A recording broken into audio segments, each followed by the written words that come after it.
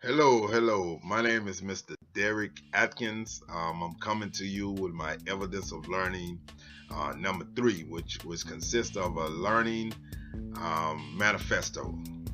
And I appreciate the teacher for allowing the students to open up our horizons as it relates to what we have learned, the knowledge and skills we have utilized throughout the years of our schooling.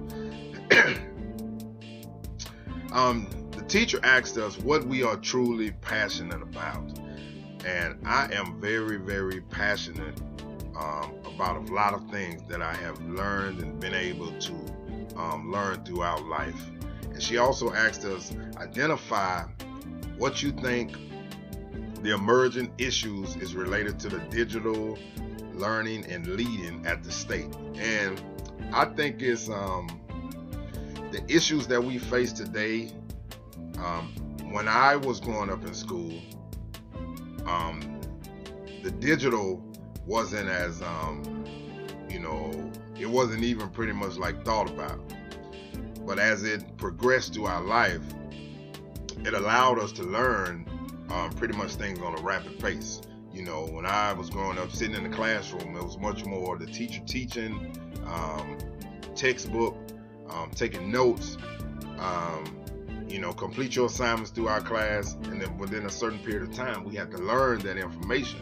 And at the end of the day, excuse me, at the end of the day, the teacher gave us a homework assignment. So pretty much all the knowledge that we learned throughout the day, the following day, after completing the homework assignment, we had to turn it back in.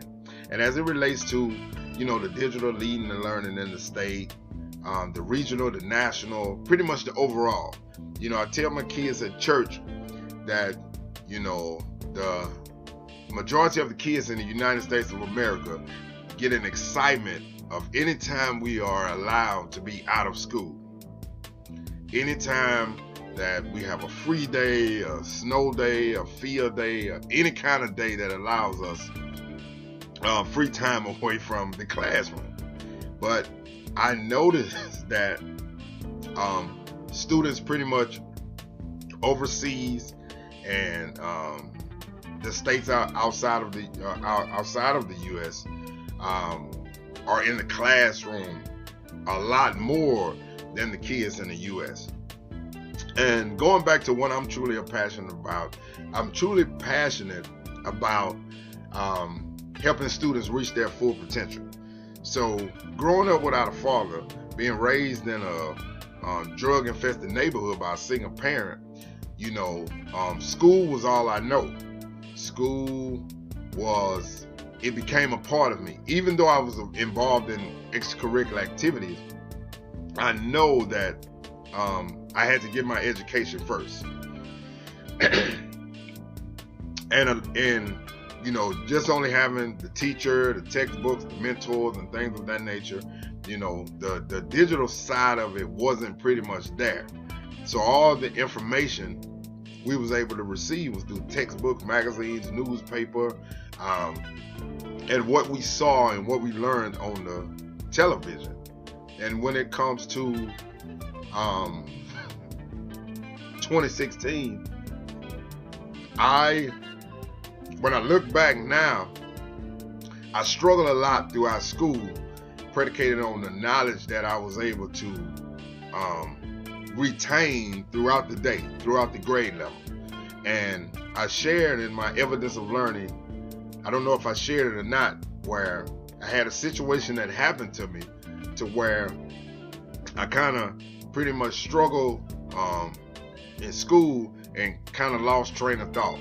I had to retake the third grade, so which meant that my classmate that was in the third grade with me, they went on to the fourth grade, and I was actually still in the third grade trying to retain that same knowledge that I had already knew from the previous year.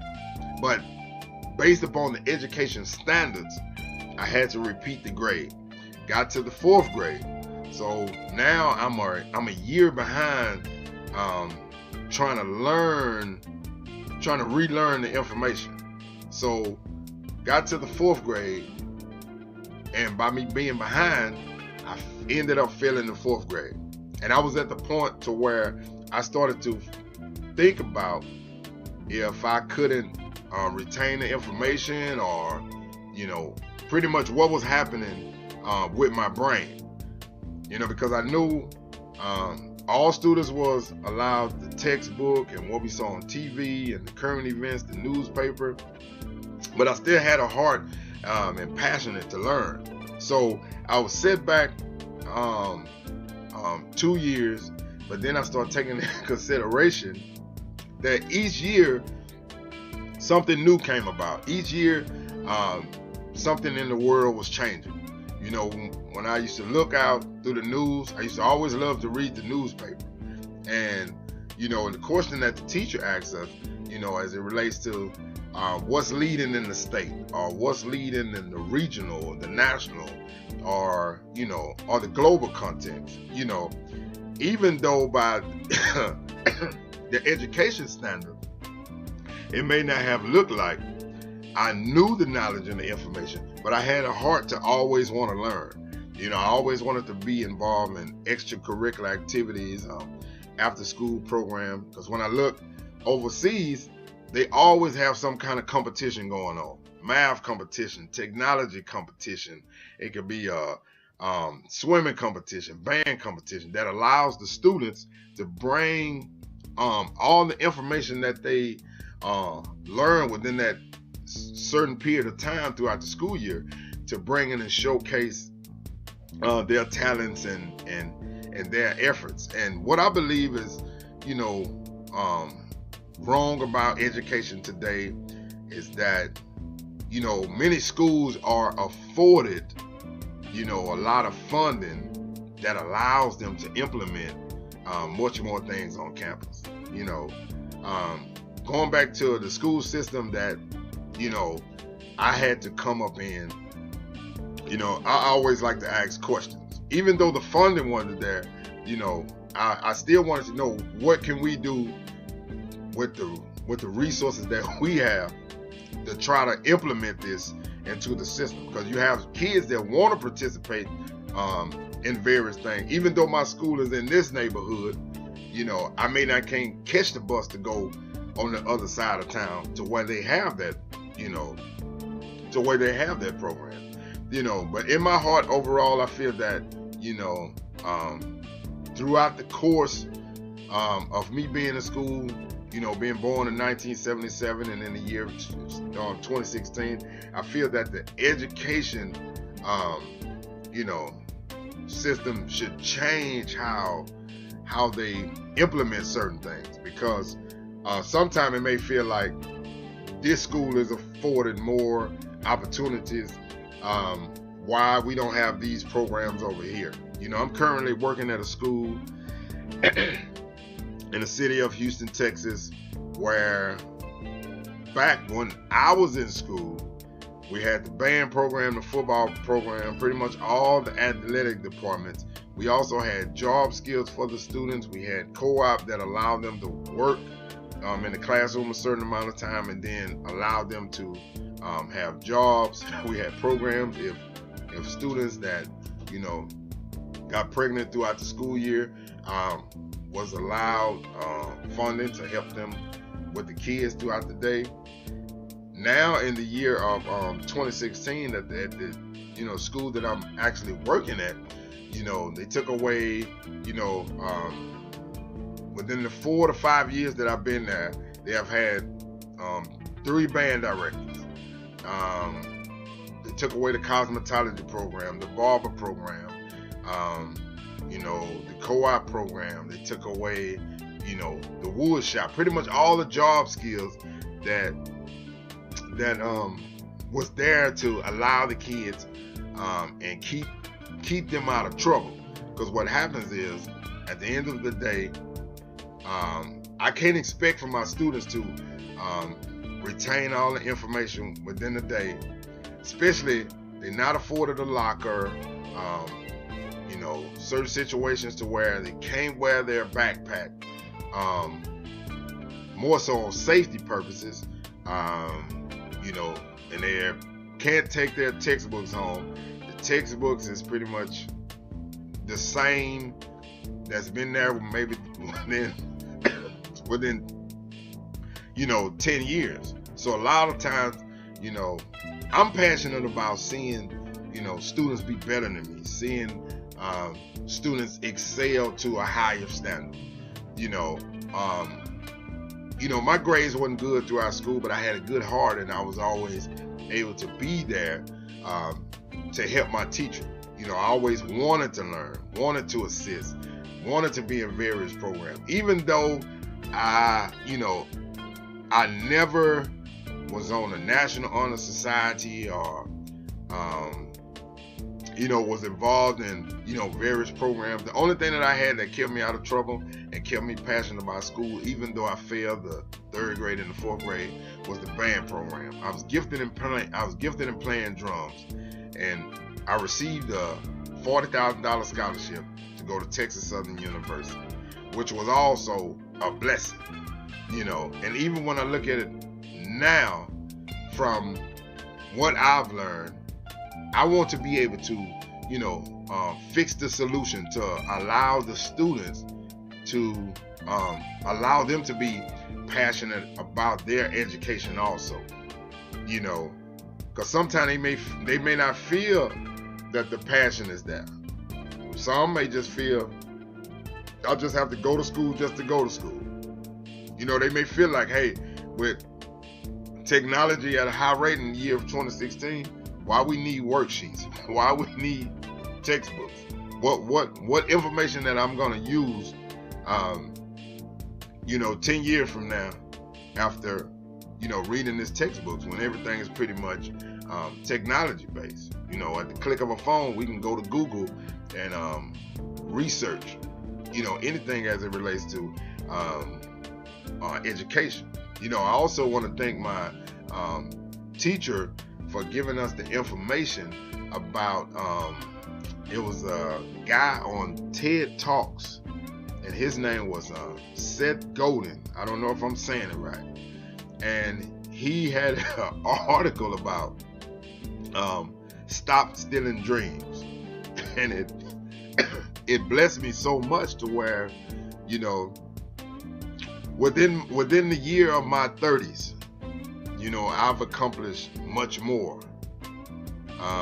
Got my associate degree, got my bachelor's degree. I'm enrolled in the master's program at Lamar University, and I'm an aspiring teacher. I'm gonna continue to pursue anything that's available to me. If I have a heart and I'm passionate about helping the youth of today, to let them know we can't focus too much what's right or wrong about education. I must have a heart to want to continue to pursue my education, because each day something is changing. Things change all the time, and the way how quick technology is, we can go to Google, we can go to Facebook, the internet, Twitter, YouTube, and find anything we need that's going to be beneficial to us, whether right or wrong. But we have the tools to enhance it and to fix it. And I believe I was put on this earth for a reason. I really believe that, my experience of what I went through, started school late, birthday was in July, the experience about 2nd, 3rd grade, 4th grade, having to repeat those grades, I can encourage somebody, still let them know, be passionate about your education. I never would have known that I would get to my senior year in high school and fail my economics class. I would have never got to the point to where I could have quit. I received a grade of a 69. Had some situations happen in senior year. Mom wasn't able to do what she wanted to do to help me along the way. But I made a 69, and I could have let me, I could have threw in the towel at that particular time. But I was still passionate what I needed to do to, break the cycle. Going back to my evidence of learning, number one, mom and dad only made it to high school. Dad passed away when I was 2, so I didn't have nobody to look up to. My 2 brothers and my sister didn't even graduate out of high school. But, you know, I had to be the one to break the cycle. You know, now I'm blessed to be in a master's program, and I'm going to do whatever it takes, even though it maybe get confusing. You know, the teacher's always there, and I can ask questions. My classmates is there. I can always have questions, because I want to be able to relate to somebody down the line, to let them know that even in this fast-paced technology